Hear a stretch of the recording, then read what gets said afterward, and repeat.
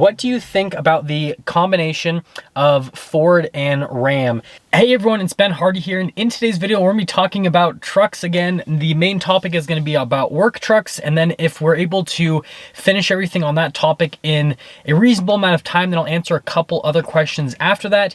And so yeah, with all that being said, let's just get straight into the video. Now this first question is asked by John, and the question is, what's a good work truck for construction? Now first off, we have to split into two different categories. First off, are you a business owner or are you working for someone? If you're a business owner, then you're probably going to want to go new with the truck. You're going to have a bigger tax write-off if you go new, and then on top of the bigger tax write-off, then the fact that you went new meant that the truck's probably going to have less issues, and if it does have issues, a lot of it will be covered under warranty. So overall, it'll save you money on taxes and then on maintenancing. But let's say that you're not a business owner. Since you don't have that tax benefit, it's actually probably going to make more sense to go for a used truck. Now, the reason you're going to want to go for a used truck is it's going to cost less money, and then on top of that, it's already going to have some wear and tear. So when you beat it up using it for construction purposes, you're not going to feel too bad about running a brand new truck. And you know, again, on the business owner side of things, that doesn't feel too bad because you already got a big tax write-off. So like if the truck gets dented, scratched, and all that kind of stuff, it's like, whatever, I was able to write off $40,000, or you know, whatever you end up being able to write off over the duration of the ownership of the truck. And so it doesn't feel as bad. Whereas if you have no write-off whatsoever and you get like a scratch or a ding on a brand new truck, right, it's really going to hurt. So you need to kind of make sure that you know where you stand on a tax perspective, and that'll determine if you get new or used for the truck. Now, aside from that, what are some other stuff or some things that you should look for in a construction type truck? And this will be determined by the jobs that you're gonna be doing. You need to figure out exactly what you're gonna use the truck for. Are you gonna do a lot of towing with it? Or are you gonna be hauling a lot of stuff in the bed with the truck? Or are you just gonna be using it to drive from site to site and you're not really gonna use the truck all that much? So you need to figure out what exactly you're gonna do with the truck, right? If you're gonna be towing a lot with the truck, then you're probably going to want to use or purchase a diesel truck so that you have something that will get a little bit better fuel economy, right? Because diesels generally get better fuel economy under towing loads than gas trucks. And on top of that, they typically have higher towing capacities as well, again, depending on the diesel engine, right?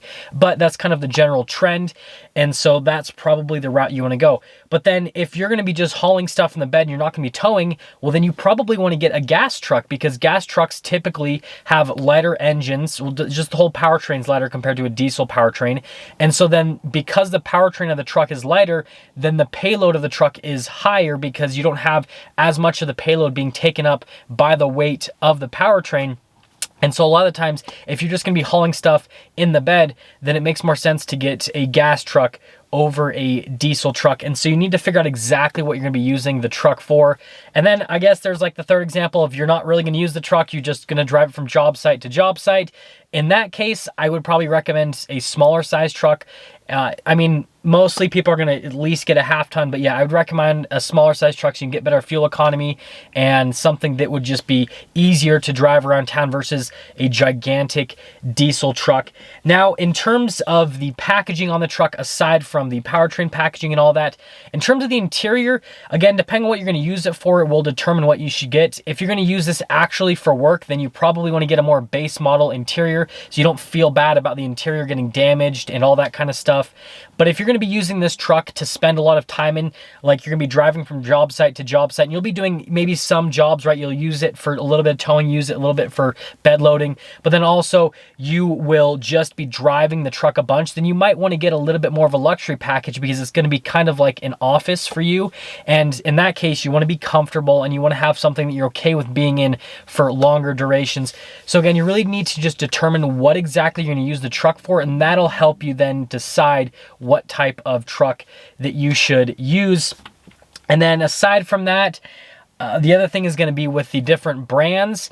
And this one, I mean, it's tough to say because everyone actually makes pretty good work trucks. It just depends on what you're looking for, right? If you're going to be getting a diesel truck, well, you're pretty much going to have to stick with an American brand because the non-American brands really don't make diesel trucks. I know Nissan makes a diesel truck, but that truck, the Titan XD, it's not really like a like it's a diesel truck, but it doesn't have a crazy high payload and it doesn't have a crazy high towing capacity, and it doesn't get good gas mileage either. I'm not saying it's a bad truck. I'm just saying from a work truck perspective, it's not necessarily the best route to go, and so you probably have to stick with the American brands if you're going to be going that route. But on the gas truck side of things, right, or if you're getting like a half ton more specifically, it's tough. They all make really good trucks, and it's really just going to come down to what your budget ultimately is.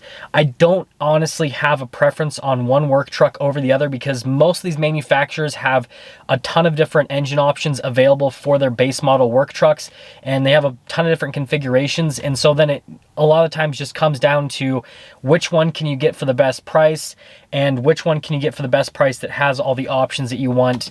And so you're just gonna have to do some research on that front to decide. So I guess like to top things off with the brand part of it, there isn't really a specific brand that I would go with. I would just go with the one that you pretty much like the most in terms of the powertrain, and then also the configuration, then obviously that, again, fits within the budget that you're trying to be within. So the next question I think is pretty interesting, and it is, what do you think about the combination of Ford and Ram?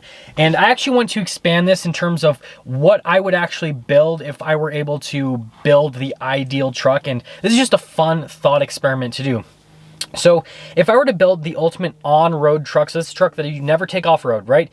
Just purely on-road truck, and let's just pretend like money's not an option, then what I would do, and if it was parts from all the other brands, what I would do is I would take the powertrain from the Chevy High Country, that 6.2 V8 with the 10-speed automatic transmission.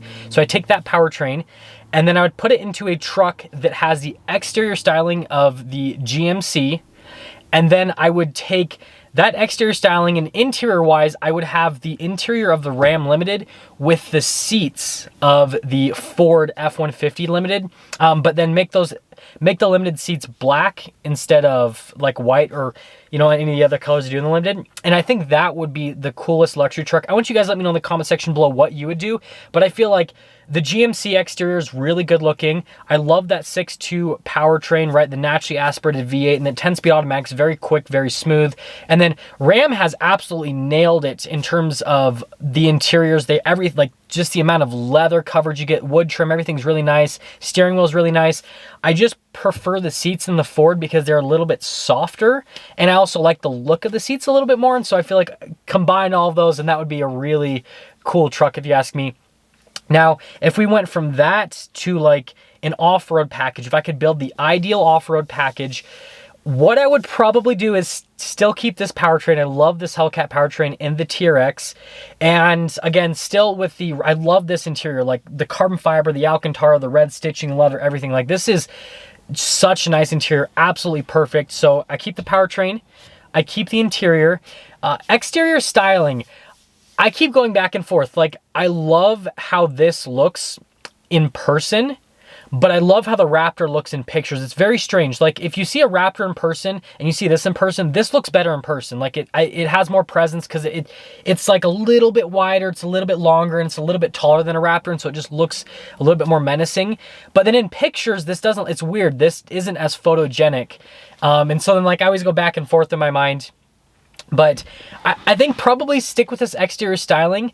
So pretty much a TRX, but I wish that there was like a TRX Shelby package, if that makes sense. So if you guys have seen the reviews I filmed within the last year, I filmed a couple reviews on a Shelby Baja Raptor, and that is hands down one of the best trucks I've ever driven. Absolutely love it. I know it's crazy expensive, but it's such a cool looking truck. I even did a comparison video with that versus this truck, and obviously, Shelby is only going to make specialty vehicles that are associated with Ford, right? Because that's how that is.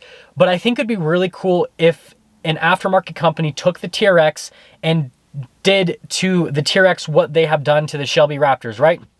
Long travel suspension, different tires and wheels, right? More aggressive off-road tires, off-road bumpers in the front and in the rear, the double tire carrier in the back, and then with the rack, and you can get a rack from the factory with the TRX, but the rack that they have is from Addictive Desert Designs. It has the giant light bar, and so I think that would be really cool. And then they do the custom hood, which Might be a little bit more difficult with the TRX because this is functional, and so they have to make sure that the custom hood still works with the whole air dam system, and so then that might cause some difficulties. And then they do some interior stuff, but I feel like this interior is already nice enough that you don't really need to, like, if it's not broke, don't fix it, right? The Raptor interior with the past generation wasn't the nicest interior, so that's why they tried to add more elements to make it nicer with the Shelby Baja Raptor. But I think that would be the coolest off-road truck ever. I want you guys to let me know again in the comment section below what would be your ideal off-road truck if you were to build one. But I think pretty much what I have right here, just if it had long travel suspension and then the off-road bumpers and everything, it would make it look so much cooler. But that being said, I am really excited to see the Gen 3 Raptor and what they do with that. And obviously, we'll have a Gen 3 Shelby Raptor, and that thing will be amazing. But that's pretty much going to sum things up for today's video. I don't want the runtime to get too long. If you're stopping for the first time, please subscribe. And as always, if you feel like my videos are of value to you, then I'd really appreciate your support over on Patreon. Link in the description down below, and I'll see all of you in that next video.